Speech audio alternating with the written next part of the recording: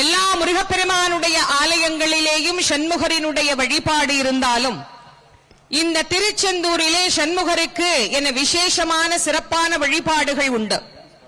இங்கே எழுந்தருளி அருள் புரியக்கூடிய சண்முகரை உலா சென்று வந்த சண்முகர் என்று கூட சொல்லலாம்.